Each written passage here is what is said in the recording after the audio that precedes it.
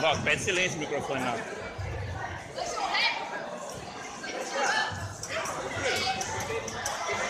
Pessoal, aí no fundo aí, ó, vamos fazer silêncio pra gente poder ouvir, hein? Por favor.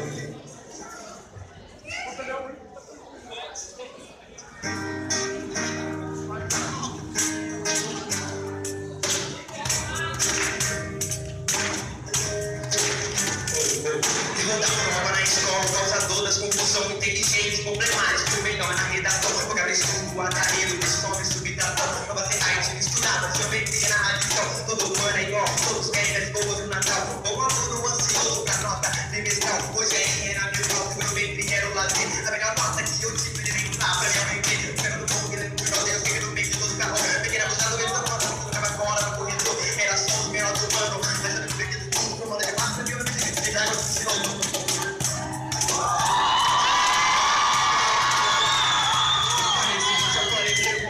na minha frente, eu consigo resolver o problema, esquece o cálculo, a prova termina. Tem jeito mais fácil, me ensina. Resposta eu alto, não entendi a forma de basta. Confere a conta, mano, vai ser tudo análise.